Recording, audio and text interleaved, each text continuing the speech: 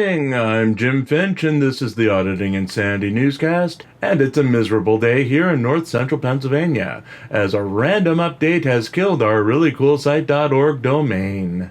As of right now, we're in rebuilding mode. All live events are canceled until Monday, when we'll jump back into the swing of things. Well, hopefully anyway. All old links to articles on our site will no longer work as they're dead.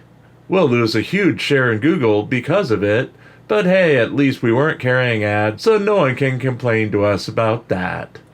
It hasn't been a good day so far, and let's see what we can do as we dive into GoFundMe. Jose Chille DeCastro wins the month. It was a good month for Jose Chille DeCastro, as his take for his Justice for All legal battle for accountability dominated the month, with 1 day of superstar performance upon his release from prison, followed by 3 days of above-average performance before literally dropping like a rock for the rest of the month. DeCastro's release from jail sparked the market for the month like no other. Those 4 days did more in total than the next two competitors combined. It was a remarkable achievement for the embattled activist and author, and it was unfortunate that the run ended so quickly.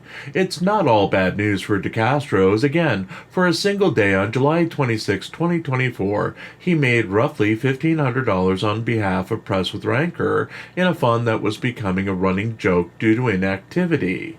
Other than a random donation, again, DeCastro was unable to keep the funds coming in and fell short of the $30,000 he needed to pay off Rancer's legal bills, but the brief moments of brilliance on DeCastro's fundraising efforts show that even at 50, he can still raise money when he wants to.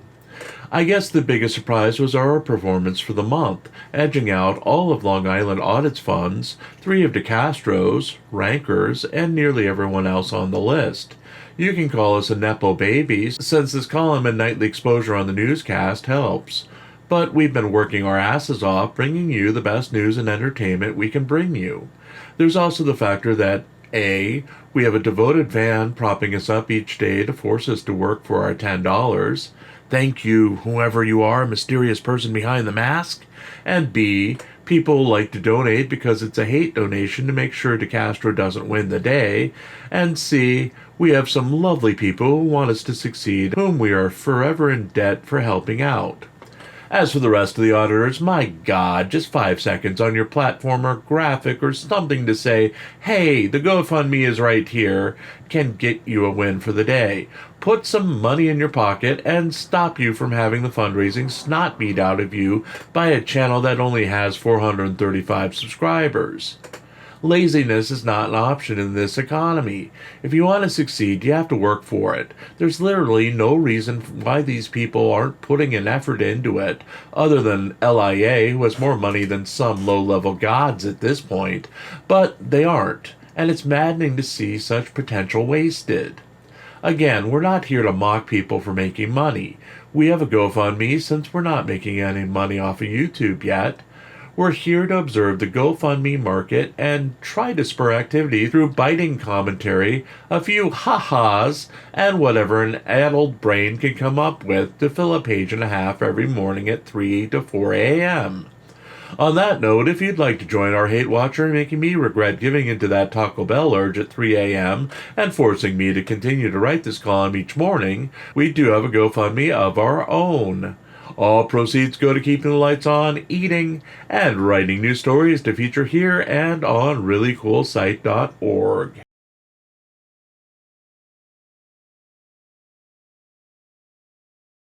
Petty Benson on full display in Lakeside.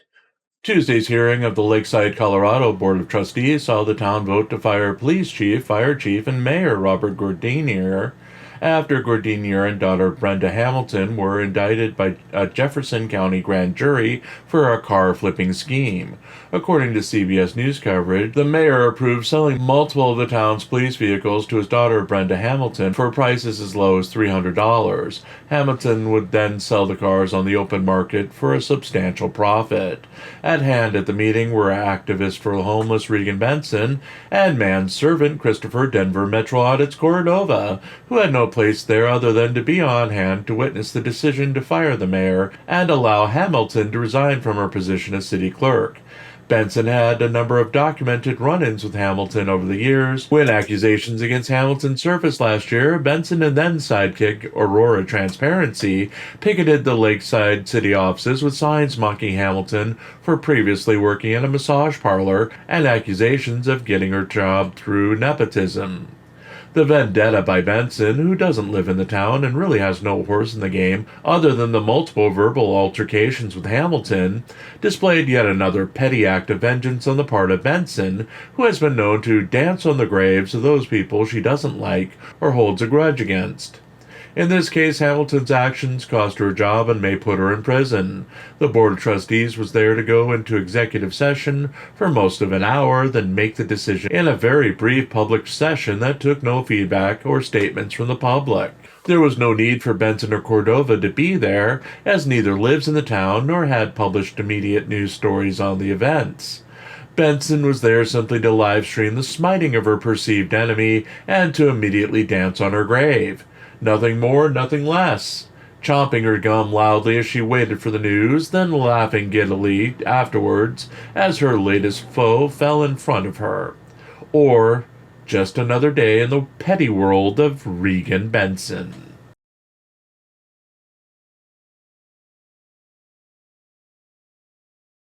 Hendry prepares for contempt hearing. YouTuber Craig Hendry went live on his YouTube channel on Wednesday to remind followers of his hearing for possible contempt of court charges Thursday morning in Greene County, Indiana. Hendry claims that the potential charges are not because he accepted and possibly created a secretly recorded audio recording of his last hearing in his trial for charges of resisting law enforcement, obstructing, and unlawful encroachment on an investigation and played it on his channel. It was because he humiliated prosecutor Jared R. Holtzclaw in his arguments contained in that recording. As previously pointed out, due to the proximity of Hendry's voice compared to everyone else in the courtroom, the recording was obviously recorded by either Hendry himself or someone associated with Hendry sitting near him and recording in secret, in violation of Indiana's rules about recording in the courtroom. Hendry's nearly hour-long video ignored the fact that there are rules against recording in the courtroom and instead focused on the actions of the corrupt prosecutor Holtzclaw.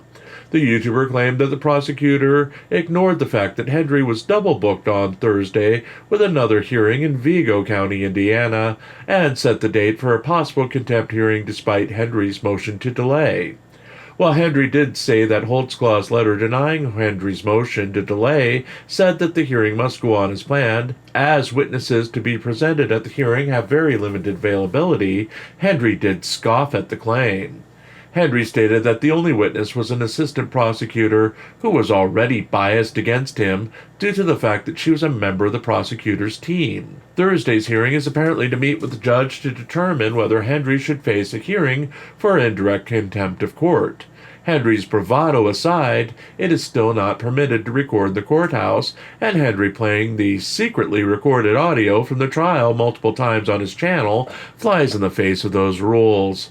If found guilty of contempt of court, Hendry could face fines and jail time that are not included in the jail time he is facing for the original charges.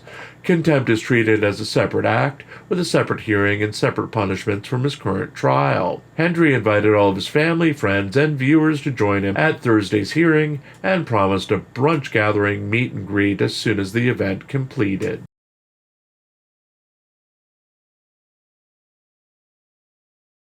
Bacon documents deliver devastating blow to DeCastro. Michael Blue Bacon Peratini delivered a devastating blow to claims by Jose Chille DeCastro that he doesn't have a criminal record by releasing documents for proof of DeCastro's history of arrests on Tuesday. The documents, declarations of both Peratini and his lawyer R. Paul Katrinek, show an extensive criminal history dating back to the 1990s.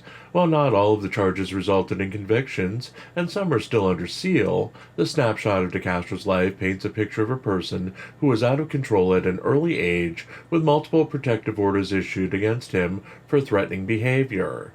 While DeCastro occasionally slips and says no criminal record in this decade, even that isn't true, as there are multiple harassment prevention orders against him, starting as early as 2021. We now present to you Pance's reading of R. Paul Katrinek's declaration, presented without alteration. In the Superior Court of the State of California, in and for the County of Los Angeles, filed July 30, 2024. A declaration of R. Paul Katranek in support of defendant Michael Peratini's reply to opposition to defendant's motion for summary judgment, or in the alternative, summary adjudication. I, R. Paul Katranek, declare as follows. I am an attorney duly licensed to practice law before all courts of the state of California. My law firm is counsel for defendant Michael Peratini in this action. The following facts are within my personal knowledge, and if called as a witness herein, I can and will competently testify thereto. Plaintiff's counsel will not say plaintiff has no criminal and civil records in California, Nevada, Washington, Ohio, Massachusetts, Alaska, and Oregon. The plaintiff's long criminal history. I hired GG and Associates to conduct an investigation on plaintiff, wherein it was discovered that plaintiff had various criminal and civil charges against him. Plaintiff's criminal charges included harassment, obstructing and resisting a peace officer, trespassing and disorderly conduct, criminal threats, giving false information to police officer, stalking, and theft in the second degree. GG and Associates found a total of 29 criminal and civil charges against plaintiff. I personally went to the various court websites and downloaded the documents in the attached request for judicial notice. On September 25, 1993, plaintiff was charged with stalking and disorderly conduct, to which plaintiff pled guilty. On December 13, 1993, plaintiff was charged with theft in the District Court of the State of Oregon, to which plaintiff pled guilty. A bench arrest warrant was made for plaintiff's failure to appear as directed. Thereafter, plaintiff violated the conditions of probation by failing to attend theft talk class. On May 8, 1995, plaintiff was charged with giving false information to a police officer in the District Court of the State of Oregon.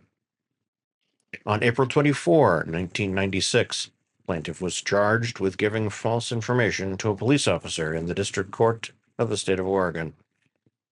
On June 11, 2004, Casey By the Way filed a request for order in the Los Angeles Superior Court against plaintiff. Casey By the Way requested both personal conduct orders and stay-away orders against plaintiff. Casey By the Way further requested the judge to order plaintiff to sell or turn in any guns or firearms that plaintiff has or controls. In the request, Casey By the Way describes the 5 most recent instances of abuse she and her fiancé, Eric Allen Montoya, endured from plaintiff. First, on June 10, 2004, plaintiff threatened to go to Colombia and pay a Colombian $1,000 to come back to the U.S. to kill Casey By the Way and Eric Allen Montoya, or to break their legs. Previously, in February of 2004, plaintiff trespassed onto Casey By the Way's balcony and was observing Casey By the Way and her friends in the living room. Plaintiff threw a lighter at the door to scare Casey By the Way and her friends. Plaintiff then ran to the front door of the apartment and attempted to get Casey By the Way to come outside. When she refused, plaintiff began yelling profanities and threatening to harm everyone when they left the apartment. Plaintiff attempted to open the balcony door to the bedroom where Eric Allen Montoya was sleeping. In January of 2004, plaintiff attempted to break into Casey By the Way's apartment by repeatedly pounding and kicking her front door.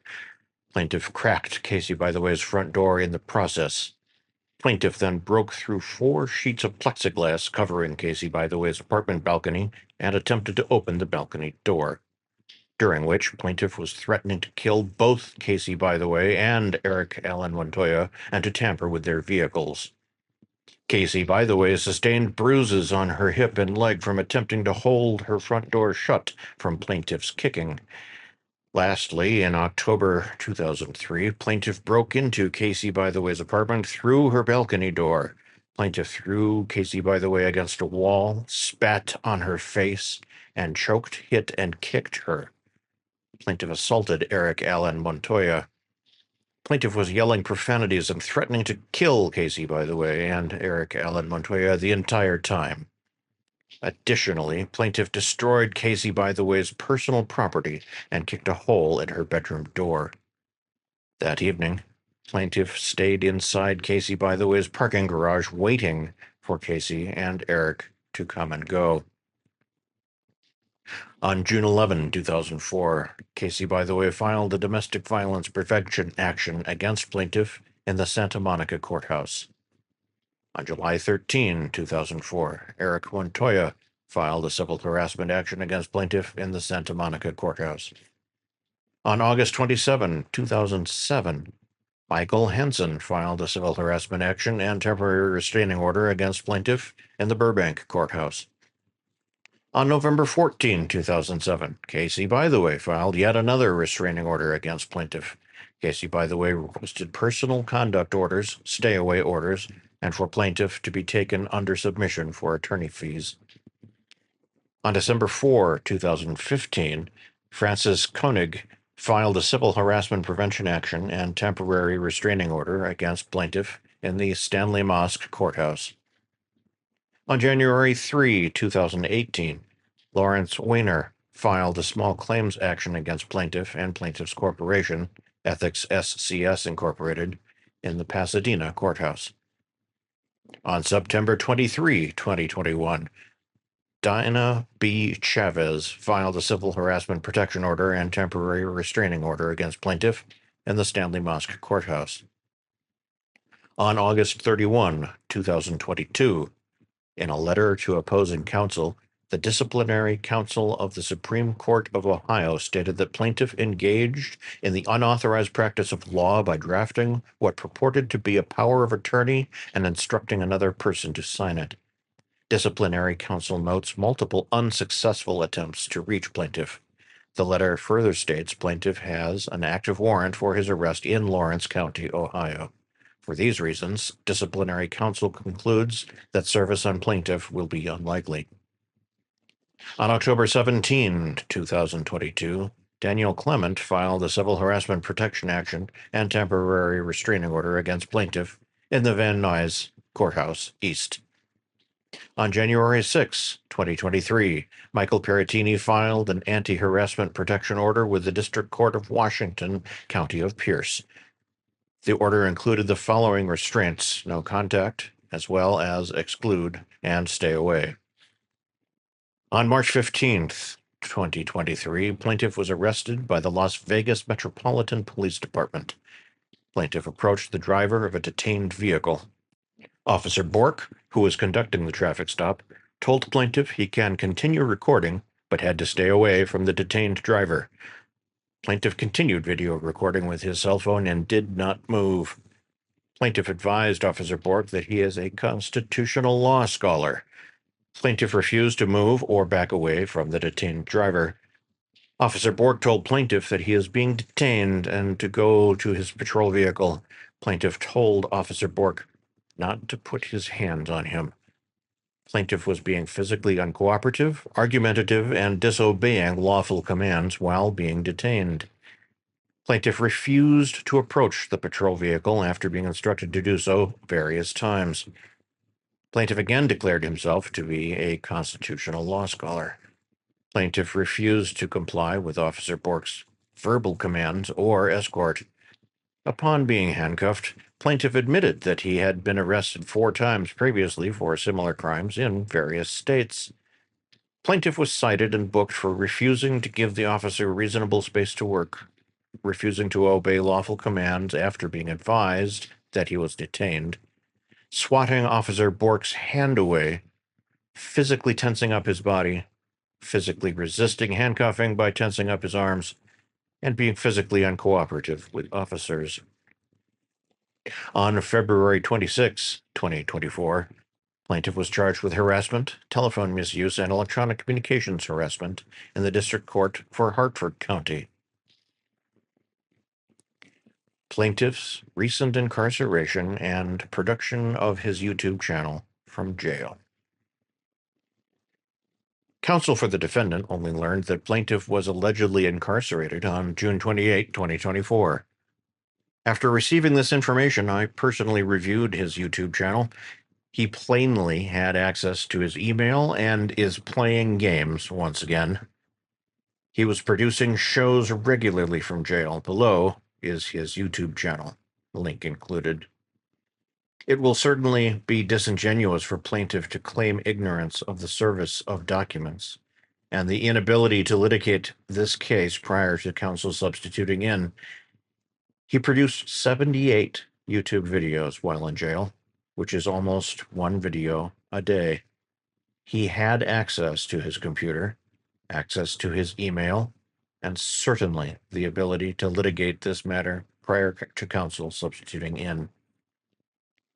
I personally looked at the video of the sentencing upon receiving notice from the counsel that he is in jail, and his conduct was outrageous. DeCastro got lucky at the district court level, and if it goes to the Court of Appeal, his conviction will be reinstated. A municipal court judge sentenced DeCastro in Nevada, and a district court judge overturned that conviction. DeCastro has called his conviction frivolous, but it is anything but. We are not addressing the incorrect claims that his conviction was frivolous in the objection.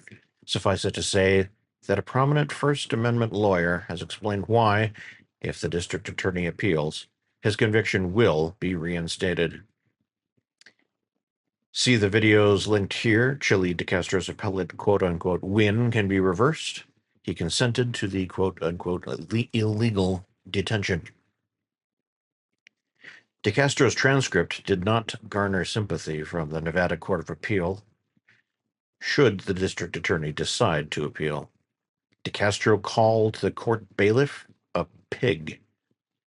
As noted in the description, he even called the marshal a pig in front of the judge. DeCastro called the bailiff a pig, and the judge said, "What did you say?" DeCastro responded, "I said he," the bailiff, "is a pig. I declare under penalty of perjury under the laws of the state of California that the foregoing is true and correct. Executed by me this 30th day of July, 2024, in Los Angeles, California. Signed, R. Paul Katrinak."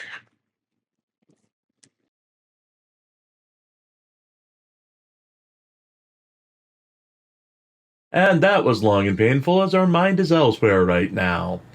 25 years of data is gone. But I do have ways to get some of it back.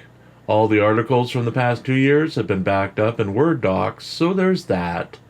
But ending this early, as I have a ton of work to do, and it's not going to get done with me whining.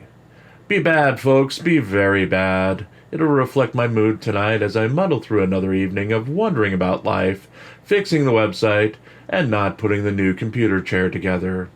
At least I'm consistent. Good night, everyone.